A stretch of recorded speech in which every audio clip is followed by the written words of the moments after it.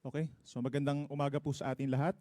Meron po tayo muling update regarding sa ating minomonitor na dalawang bagyo na si Tropical Storm Dante, si Typhoon Emong at ang habagat po na pinalalakas ng dalawang bagyo. Base po sa ating latest satellite animation po ay huling namataan itong si Bagyong Dante, 735 kilometers po east-northeast ng Itbayat, Batanes at taglayang hangin na 75 kilometers per hour pa rin malapit sa kanyang gitna at may pagbugso hanggang 90 kilometers per hour. Patuloy po itong kumikilos northwest sa bilis na 30 kilometers per hour. So may kabilisan po ito sa ngayon at kita dito sa ating animation na palabas na po siya ng ating area of responsibility either mamayang hapon or gabi.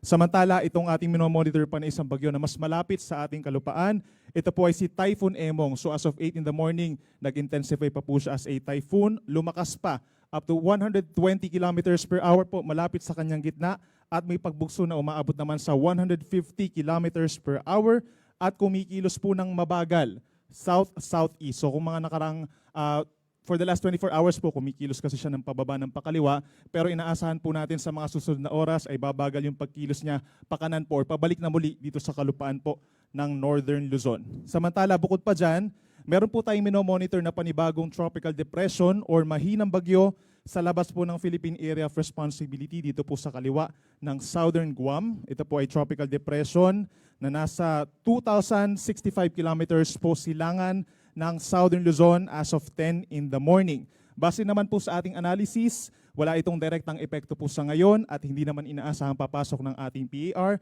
dahil kikilos po ito pahilaga dito po sa may North Pacific Ocean. And kung mapapansin po nila, base na rin sa ating animation, yung habagat or southwest monsoon po patuloy na pinalalakas pa rin nitong sinabagyong Dante and Emong, kaya kitang-kita yung makakapal po na ulap associated dito sa habagat, dito po sa natitirang bahagi pa ng Central and Southern Luzon, na ibig sabihin, magdadala pa rin po ng malalakas na mga pag-ulan. Sa ngayon po, meron pa rin tayong nakataas na Tropical Cyclone Wind Signal number 3 or babala po sa malakas na hangin.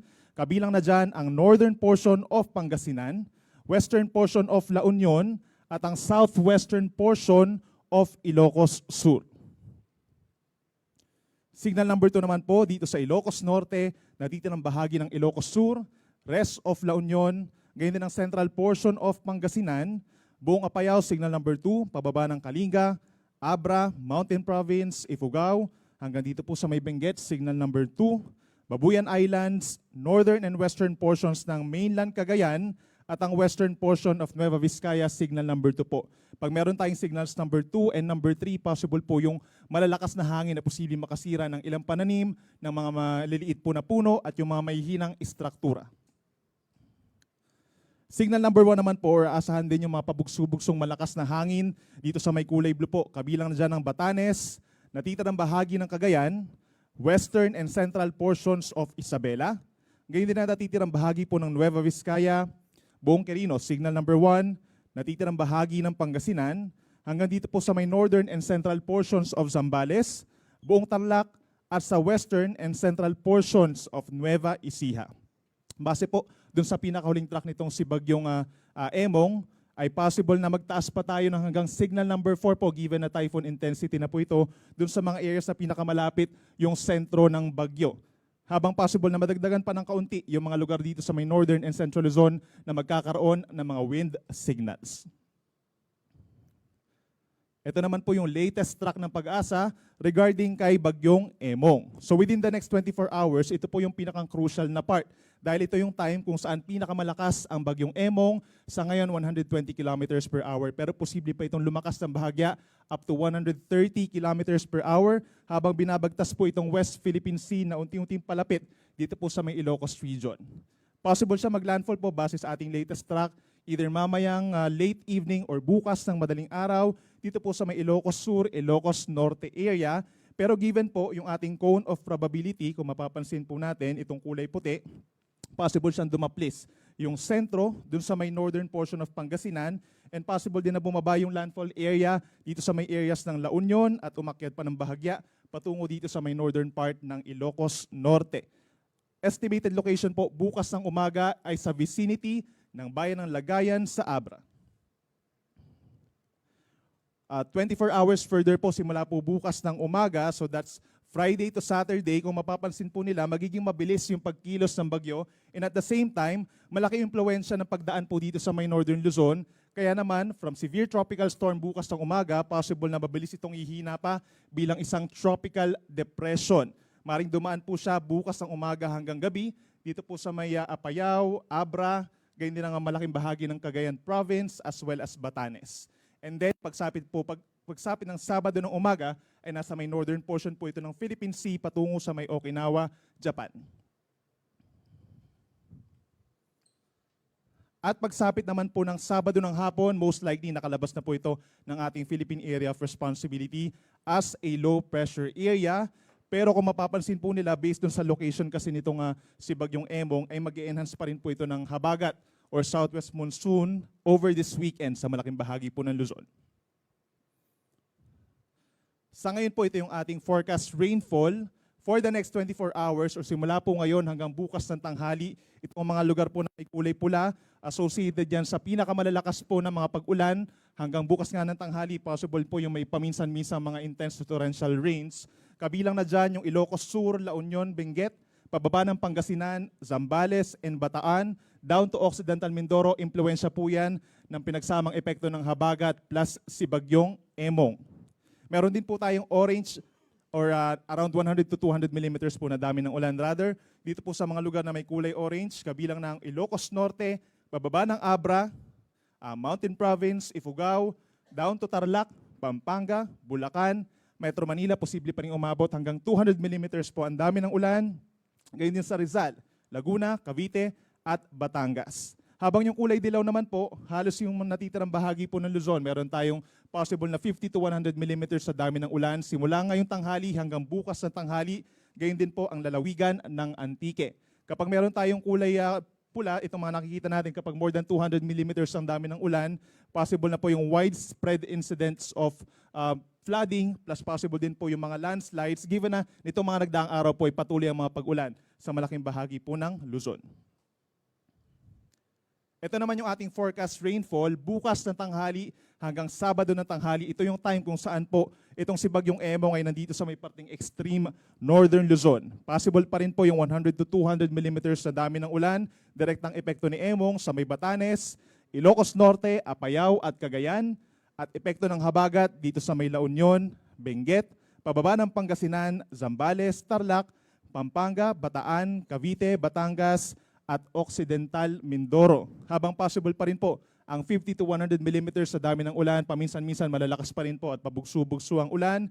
Dun sa mga may kulay dilaw po na areas, Ilocos Sur, Abra, Kalinga, Nueva Vizcaya, Nueva Ecija, Bulacan, even dito sa Metro Manila, hanggang Sabado po ng tanghali may mga pag-ulan pa rin tayong minsan malalakas.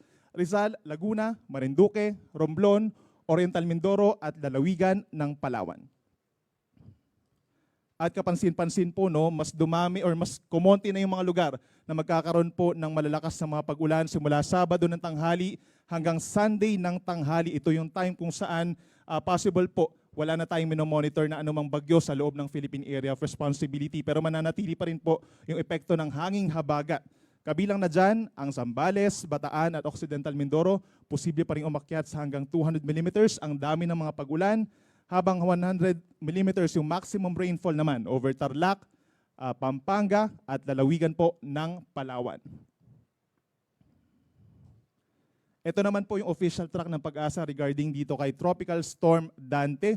Kung mapapansin po nila, no, parang ilang oras na lamang ay papalabas na ito ng ating Philippine Area of Responsibility patungo po dito sa may Ryukyu Islands, sa may Southern Japan, at patungo ng East China Sea, pagsapit po ng Friday hanggang sa weekend, kung saan posibleng humina ito as a low pressure area.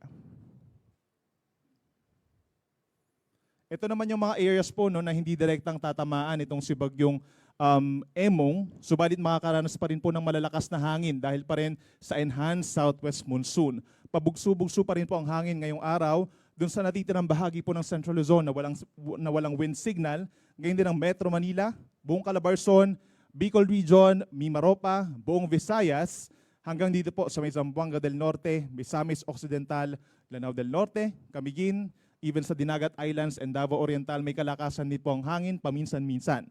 Then pagsapit po bukas hanggang sa Sabado, kung mapapansin po nila, itong mga malalakas po na hangin, impluwensya pa rin po yan ng hanging habagat. Mapa Luzon, Visayas, and Mindanao, asahan pa rin po yung pabugso-bugsong malakas na hangin.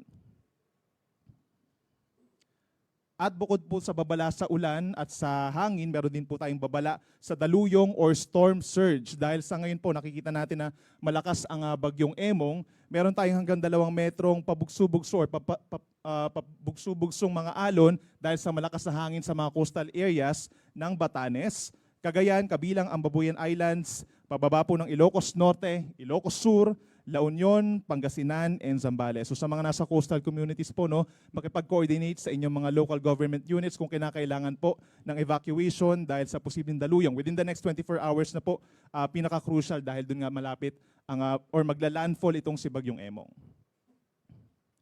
Habang pagdating naman sa mga coastal areas, sa mga layong bahagi po ng ating karagatan, possible pa rin po yung hanggang 4.5 meters or nasa halos 2 palapag ng gusaling mga pag-alon.